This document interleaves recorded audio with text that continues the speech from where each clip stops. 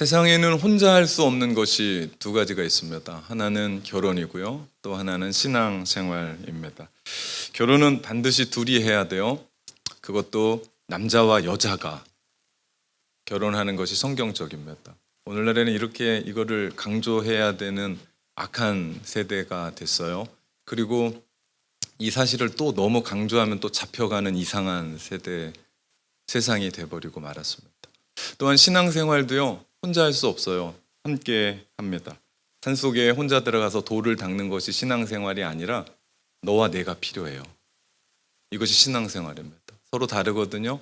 그런데 그 속에서 우리가 이해하고 공감하고 다름을 받아들이면서 대화하면서 성숙하게 자라가는 것, 이것이 신앙생활입니다. 교회는 헬라어로 에클레시아예요. 그 뜻은요, 하나님이 부르신 거룩한 무리라는 뜻입니다. 다시 말하면 교회는 내가 이 교회 분위기 좋아, 이 교회 설교 좋아, 그래서 내가 정하는 것이 아니라 교회는 하나님이 부르심이라. 이것이 우리 안에는 확실해야 돼요. 그래야 신앙생활 흔들리지 않습니다. 우리가 어떠한 한 가지 부분을 우리는 선택한다고 생각해요. 우리 얼마나 연약해요. 그래서 잘못 선택해서 밤잠을 못 자잖아요. 그러니 교회를 내가 선택한다라고 얘기했을 때 우리는 흔들릴 수밖에 없습니다. 아니에요. 교회는요, 내가 선택한 것이 아니라 하나님이 부르신 거다. 그 교회에 하나님이 부르셔서 내가 여기에 있는 거고, 그 속에서 함께 서로가 하나님이 함께 하라고 하셨던 사람들과 함께 주님 바라보고 예배하고 기도하며 주님 닮아가는 곳, 이곳이 교회입니다. 오늘 예수님은 산상수훈의 말씀을 통해 공동체 속에서의 인간관계를 말씀하십니다. 다시 말해서 교회 안에서 우리가 어떤 자세, 어떤 태도로 살아야 하는가, 다른 사람들을 대해야 하는가를 말씀하십니다. 인간관계가 참 중요해요. 세상 살다 보니까 가장 중요한 삶의 핵심이 아닌가 생각을 합니다. 이 관계가 깨어지고 어그러지면요, 이것처럼 불편한 게 없습니다. 부부관계를 예를 들면 그렇게 금술이 좋다가도 어떤 한 가지로 말다툼을 하거나 싸우면 집에 들어가면 그렇게 어색해요. 불편할 수가 없습니다. 그리고 그렇게 좋았던 그 스위트 홈이 집구석이 돼요. 집구석은 들어가기가 싫거든요. 그 집은 내가 싸웠을 때나 싸우기 전이나 똑같았어요. 근데 관계가 깨지고 흔들어져 버리니까 어때요? 그 집이 집구석이 되는 거예요. 이렇게 변하게 되더라. 오늘 예수님은 인간관계를 말씀하시며 강조한 게 있어요. 비판하지 말라. 너희 남 비판하지 말라. 1절 말씀입니다. 비판을 받지 아니하려거든 비판하지 말라. 이것은 성경에서 가장 많이 인용되는 구절 중에 하나입니다. 심지어는요, 예수 믿지 않는 사람들도 이 구절을 인용해서 얘기하기도 해요. 그런데 이 깊은 뜻을 다 알고 사용하느냐? 아니에요. 많이 오해가 있더라고요. 유명한 구절이긴 한데 오해가 있더라. 신약 성경에서 비판이라고 하는 이 헬라어 단어가 두 종류로 해석이 돼요. 첫째는요, 분별이라는 의미가 있습니다. 다시 말하면 여러 가지 중에 한 가지, A라는 차보다 B라는 차가 더 낫다고 나는 판단해. 이것이 분별이에요. 예수님이 말씀하시는 비판은 이런 뜻이 아닙니다. 예수님이 비판하라고 얘기하는 부분은, 비판하지 말라고 하는 부분은 분별력을 갖지 말라는 것도 아니에요. 또한 옳고 그름에 대한 윤리적인 비판을 해서도 안 된다라는 이야기도 아니에요. 복음서에 보면 예수님은 예루살렘의 권력자들 그리고 바리새인들, 서기관들을 향해서 독사의 자식들이라고 하면서 욕을 하시면서 그들에게 윤리적인 비판을 37번이나 하는 것을 우리는 읽을 수가 있습니다. 예수님은 명확하게 그들의 불의에 대해서, 윤리적인 부분에 대해서 비판하셨던 것을 우리는 봅니다. 이렇듯 분별은 우리 가운데 필요해요. 우리 교회에 복음 외에 이단이 들어와서 우리를 흔들 때 우리는 분별해내야 돼요. 그리고 쫓아내야 돼요. 이것이 분별입니다. 그런가 하면 비판의 두 번째 의미가 스스로 자기 자신을 우월하게 여기면서 상대방을 비난하는 거예요. 예수님이 비판하지 말라라고 말씀하시는 것은 바로 이 의미입니다. 예수님은 상대방을 비난하거나 함부로 판단하거나 부재불능 죄인이라고 낙인 찍는 그런 일들은 하지 마라. 이건 하나님 나라의 방식이 아니라 세상 나라의 방식이다라고 말씀합니다. 가끔 우리는 이런 것들로 헷갈려 해요. 이게 내가 분별을 잘하고 있나? 아니면 비판인가? 그러면서 이거를 계속해야 되나? 아니면 그만둬야 되나? 헷갈립니다. 이걸로 고민할 때 우리는 한 가지 질문을 하면 돼요. 한 가지 질문. 무슨 얘기냐? 내가 왜 비판하고 있는가? 다시 말하면 내가 비판하는 동기를 살피는 거예요. 그러다 보면 그것이 비판인지 분별인지가 구분이 됩니다. 오늘 말씀 5절에 보면 그 첫 시작이 외식하는 자요 라고 예수님 말씀하세요. 외식하는 자, 속과 겉이 다른 사람들을 얘기하죠. 우리가 지난 시간에 배웠던 우리 구제, 기도, 금식에 대한 이야기를 나누면서 이 세 가지는 우리 경건 생활에 정말 중요한 한 가지 요소였어요. 경건 생활을 업그레이드하는 부분이었어요. 그런데 이런 너무나 중요한 이 경건의 방법도 남에게 보이려고 할 때 이 경건의 유익은 하나도 없다라는 것을 우리는 배웠습니다. 나 그거 내가 도와줬어. 나 1시간씩 기도하잖아. 나 오늘부터 금식이야. 이런 건 우리 가운데 우리의 경건 생활에 아무런 의미가 없다, 유익이 없다라고 말씀하시며 주님이 강조하신 게 있어요. 은밀하게 해라. 너 은밀하게 할 때 은밀히 계신 너희 아버지께서 갚아줄 거다. 은밀한 게 위대한 겁니다. 다 드러낸다고 좋은 게 아니에요. 우리 주님이 다 보시거든요. 우리 예배의 현장도 보세요. 다르지 않습니다. 우리가 비판이든 분별이든 할 때 그것을 내가 우월하게 보이든지 내가 누군데 라고 하는 나의 교만함이 보여서는 그것은 분명한 것은 비판이다. 나는 옳고 너는 틀렸어. 나는 너보다 의롭고 완벽해. 그러니 너는 내 말을 들어야 해. 이게 비난이에요. 이것이 비판입니다. 예수님이 이거 하지 말래요. 비판은 정죄를 통해서 은연중에 자기의 의의를 드러내요. 내가 누군데, 내가 이런 사람인데 하면서 영적인 우월주의를 드러내고 교만한 부분이죠. 적어도 무슨 얘기요? 나는 당신보다 나아. 적어도 나는 당신이랑은 달라. 라는 사람. 이 얼마나 교만한 사람입니까? 오늘 1절의 말씀을 새 번역으로 읽어보면요. 너희가 심판을 받지 아니하려거든 남을 심판하지 말라라고 얘기해요. 이것을 영어로 보면요. Do not judge라고 얘기해요. 여러분, 비판과 심판은 무게감이 달라요. 우리의 죄를 정죄하고 심판하실 분은 한 분밖에 없습니다. 그분이 누구죠? 하나님이세요. 그렇다면 오늘 본문에서 비판하지 말라는 말씀은 뭡니까? 너 하나님의 자리에 앉아서 하나님 노릇하는 것 그만둬. 무슨 얘기입니까? 너 자격 없어 라는 얘기입니다. 내가 하나님 돼서 남을 깔보고 남을 비난하고 정죄하고 죄인이라고 얘기하고 하는 것 그만둬 라는 얘기예요. 우린 그럴 만한 자격이 없습니다. 전 의사가 아니거든요. 그런데 의사가 아닌 사람이 메스를 들고 의사 노릇하면 사람은 다 죽습니다. 사람을 잡는 일이죠. 이런 일들이 우리 공동체에 일어나면 문제가 심각해집니다. 관계가 깨지죠. 내가 재단사 돼서 내가 가위질하는 그것으로 말미암아 어떤 한 사람은 너덜너덜해질 거예요. 그리고 그 사람은 여기에서 견디지 못할 거예요. 그러면 그 사람은 예수님을 떠나기도 하거든요. 하나님 앞에서 이것을 어떻게 책임지려고 우리가 비난하고 비판합니까? 문제는요, 생각해 봐야 돼요. 내가 판단하는 사람은 누구, 내가 판단하는 그 사람이 누구냐는 거예요. 여러분, 그 사람이 누구예요? 그 사람도요, 하나님의 자녀예요. 그 사람도요, 나뿐만 아니라 그 사람을 위해서도 우리 주님이 십자가에서 피 흘려 돌아가신 사람이에요. 그렇게 소중하고 존귀한 사람을 비판으로 말미암아 쓸데없는 인간으로 만드는 게 비판이에요. 그러니 가만 보면 우리가 비판하는 이 이야기가 그냥 말하는 게 아니고 이 죄가 어마어마한 일이라고요. 엄청나게 잘못하고 있는 거라고요. 무슨 얘기입니까? 그 비판하고 있는 그 사람 위에 계신 하나님을 내가 비판하고 있는 거예요. 왜? 그 사람을 지었던 분이 하나님이고 그렇게 만드신 분이 하나님인데 우리가 그 사람을 비판하는 게 아니라 그 위에 계신 그를 만드신 그를 위해 십자가에 돌아가신 하나님을 비판하는 거기 때문에 이 죄는 엄청난 거예요. 그러면 누가 하나님입니까? 그 비판하고 비난하는 사람이 하나님 되는 거 아니에요? 이런 황당한 일이 어디 있습니까? 그래서 비판은 무서운 일이에요. 그래서 주님은 우리에게 너 하나님 자리에서 하나님 노릇하는 거 그만두고 내려와. 너 자격 없어.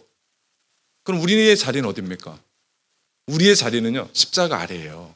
무슨 얘기입니까? 주님이 우리를 위해 십자가에서 구원하시려고 죽어오셨다라는 걸 믿는다면, 그리고 그 사랑으로 말미암아 구원받은 사람이라면 우리는 다른 사람을 그렇게 사랑하는 것이 맞다고요. 여러분, 사랑받은 만큼 사랑하십시오. 만약에 사랑 못 받았으면 사랑 안 하셔도 돼요. 괜찮습니다. 괜찮아요. 뭐라고 하지 않아요. 뭐 못 받은 걸 어떻게 합니까? 그런데 여러분, 사랑 받았으면 그 사랑 받은 만큼 하면 됩니다. 분명 사랑은 비판 대신 우리는 위로할 거예요. 격려할 거예요. 믿음의 말 할 겁니다. 신앙의 말 할 겁니다. 선한 말 할 겁니다. 요즘 여러분은 누군가에게 어떤 말을 가장 많이 합니까? 가정에서 남편에게, 아내에게, 우리 자식에게 어떤 말을 합니까? 믿음의 성도들에게, 또한 우리 세상의 친구들에게 어떤 말을 합니까? 오늘 떼일 모임 본격적으로 시작하는데 이 부분을 좀 나눠봤으면 좋겠습니다. 아주 진지하게. 내가 지금 얘기하는 것이 뭐고 있는, 그거 진짜 다 들어지면요, 정말 깜짝 놀랄 말을 내가 지금 하고 있는 거예요.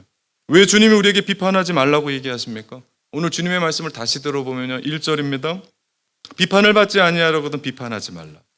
비판받지 않기 위해서 너희 비판하지 말래요. 2절 그런 말을 해요. 너희가 비판하는 그 비판으로 너희가 비판을 받을 것이요, 너희가 헤아리는 그 헤아림으로 너희가 헤아림을 받을 것이니라. 예수님은요, 비판과 헤아림을 같은 동등성상에 놓으십니다. 헤아린다라는 건요, 숫자를 센다라는 얘기예요. 다시 말하면 그 헤아림은 기준이에요. 기준. 잣대입니다. 잣대.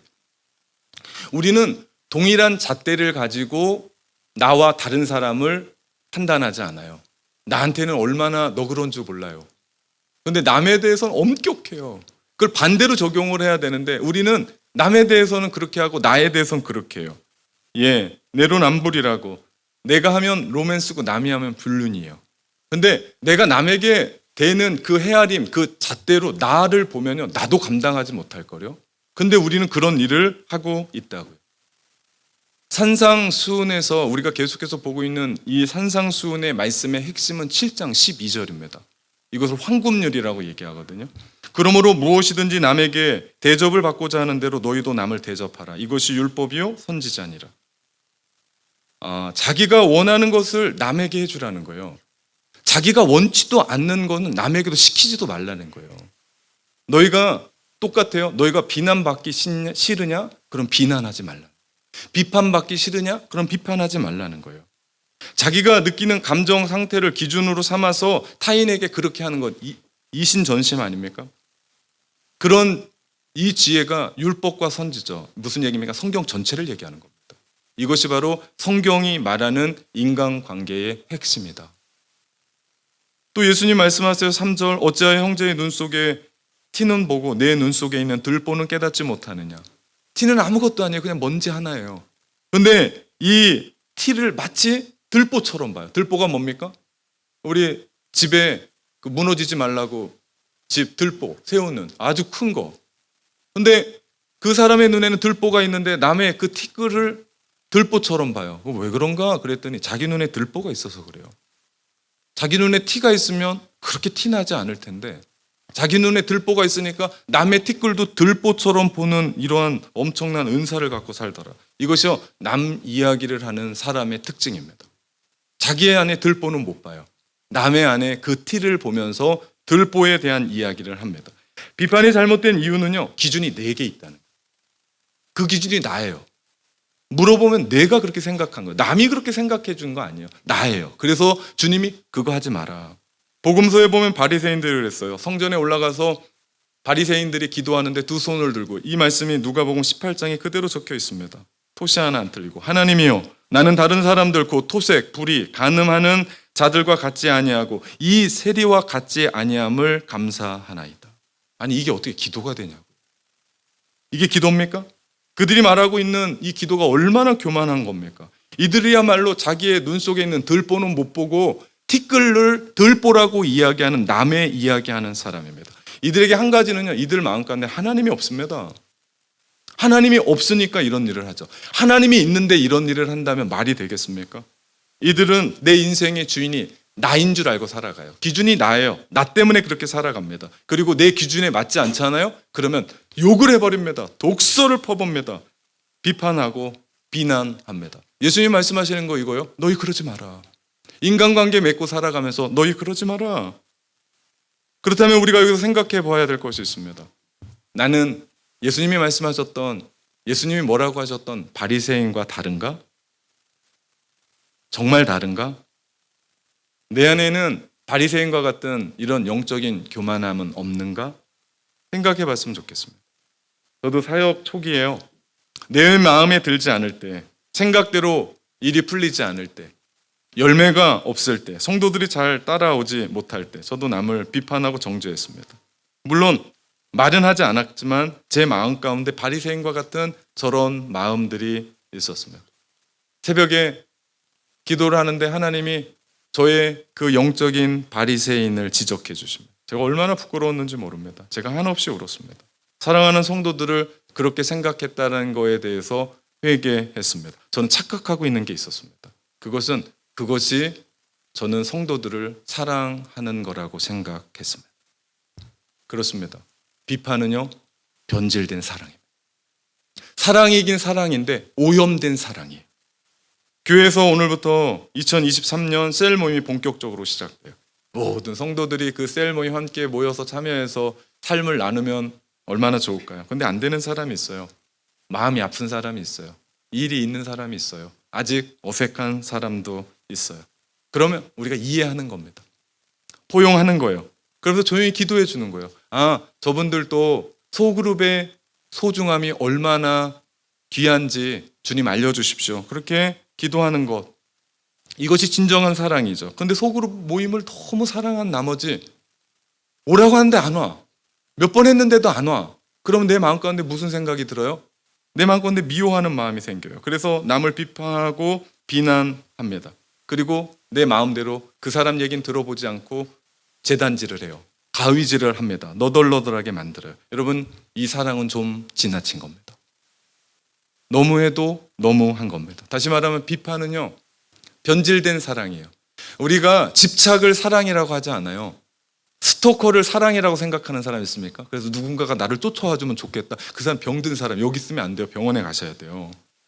빨리 병원에 가야 됩니다. 그 사랑 아닙니다. 역시 마찬가지도요. 비판 사랑 아닙니다. 착각하지 마십시오.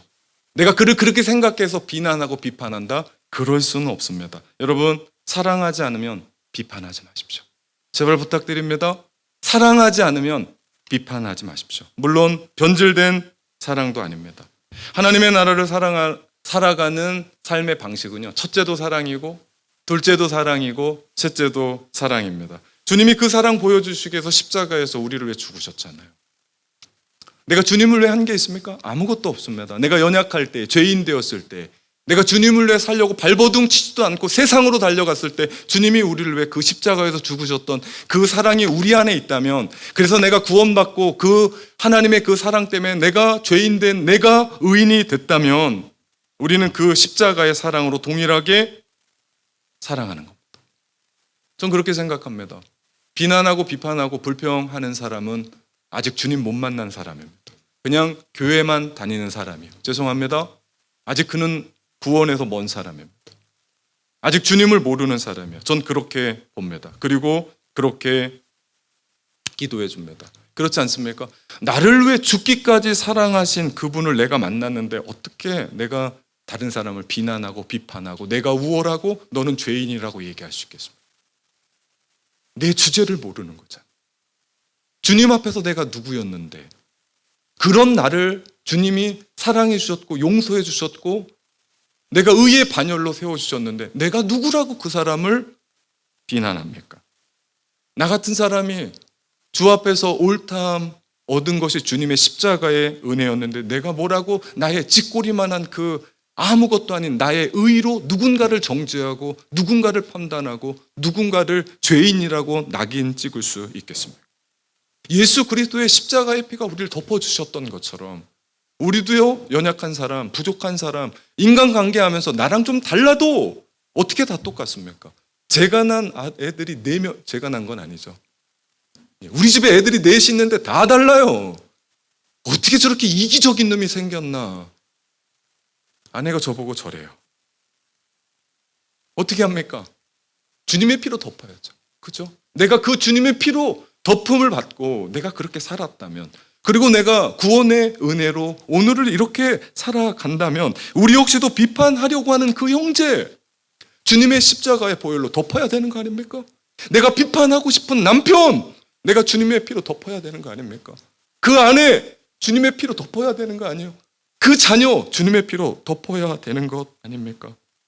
이것이 사랑 아니에요? 이것이 오늘을 하나님의 나라로 살아가는 방법입니다. 사랑합시다. 사랑하기도 짧은 인생이요. 시간이 얼마 없습니다. 그런데 왜 비난하고 비판하고 불평합니까? 우리가요, 사랑할 때 우리 안에 하나님의 나라가 강같이 흘러갈 줄 믿습니다. 사랑하십시오. 그거 배우라고 모인 곳이 이곳이에요. 그런데 여기에서부터 문제가 생기면 우리는 어디에 가서 또 사랑을 받습니까? 교회는요, 말도 많고 탈도 많아요. 이유는 말이 많아서 그래요. 그래서 교회에서 말을 신중하게 해야 돼요. 우리는 말을 너무 쉽게 하는 경향이 있습니다. 말을 할 때 좀 생각을 좀 해야 돼요. 생각. 하나님이 천지를 창조하실 때 말씀으로 천지를 창조하셨거든요. 그래서 하나님의 형상으로 창조된 우리에게는요, 그 말에 능력이 있어요. 이 말을 착각하지 마십시오. 우리가 말한 대로 된다, 이런 얘기가 아니에요. 이 얘기는요, 우리의 말에는 열매가 있다는 거예요. 지금 당장 나타나지 않을 수도 있어요. 그런데 진짜 중요한 건요, 10년 후에, 20년 후에 나타나요. 더 무서운 건요, 내가 말한 게 내 때는 안 나타나고 내 자식 때에 나타날 때가 있더라. 그렇기 때문에 우리는 말을 하되 믿음의 말, 선한 말, 소망의 말, 격려의 말, 위로의 말, 긍정의 말 할 필요가 있죠. 그거 내가 받아 누린다니까요. 그 열매를 우리가 먹는다고요. 여러분, 어제 여러분이 정말 사랑하는 누군가에게 무슨 말을 어떻게 했습니까? 그 사랑하는 그 사람이 당장 내일 10년 후, 20년 후에 그걸 받아 누린다면 여러분 좋겠습니까? 어떻습니까? 나는 지금 무슨 말을 어떻게 하고 있는지. 말할 때 원칙이 있어요. 남의 말 금지, 나의 말 허용. 무슨 얘기냐면요, 교회에서요, 남의 말 하지 마십시오. 내 얘기예요, 내 얘기. 무슨 얘기요? 내가 지난주에 어려웠습니다. 기도해 주십시오. 지난주에 너무나 감사한 것들이 많았습니다. 하나님의 은혜를 받았습니다. 우리 안에 이런 일들이 있습니다. 물론 겸손하게, 그리고 짧게. 셀 모임 하면 막 한 분이 막 40분인데 다 하시는 분이 있어. 좀 짧게. 너무 감사하게도 짧게. 가만 보면요, 남의 이야기를 많이 해요. 근데 모이면. 그리고 남의 이야기 하면서도 좋은 얘기는 안 해요. 전부 다 비난하고 불평하고 비판합니다. 그리고 그 사람이 그 사람을 잘 아냐? 몰라요. 이게 문제예요. 정말 그 사람이 그 비판하는 그 사람 잘 알면 그렇게 얘기 못합니다.